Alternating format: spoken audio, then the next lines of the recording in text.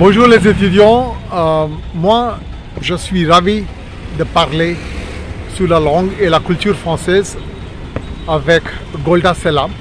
Golda est française et elle vient en Inde depuis 20 ans. Elle travaille dans le domaine du cinéma. Golda, bonjour. Comment les étudiants indiens qui apprennent le français peuvent améliorer leur français? Quels sont tes conseils? Alors, les conseils déjà à la base, c'est d'écouter la radio française, de regarder sur leur mobile phone des vidéos françaises, écouter des chansons, parce que les chansons françaises... La variété française. La variété française, ça permet de mieux comprendre la langue et d'intégrer le son de la langue. Bien sûr, lire des journaux, mais actuellement notre société n'est pas une société qui est une société où on lit beaucoup malheureusement.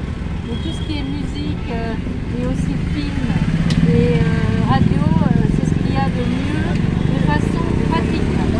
Après, je pense que pour améliorer le français, il faut parler français. Et là, il faut essayer d'aller dans des réseaux sociaux où on peut parler français, aller peut-être à l'Institut français, suivre des événements qui est de culture française, et puis bien sûr parler très lentement.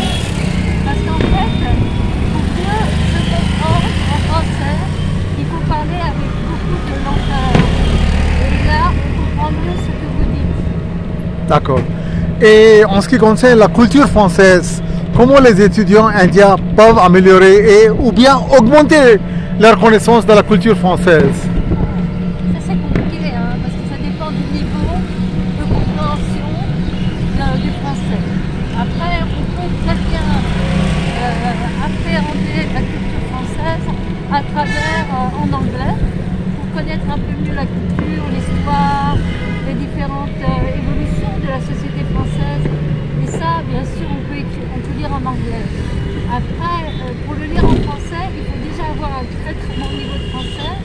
Mais il y a quelques auteurs comme La Fontaine, Molière, Racine, sont des auteurs et des poètes surtout, Baudelaire, Jacques Prévert, par exemple. Apollinaire.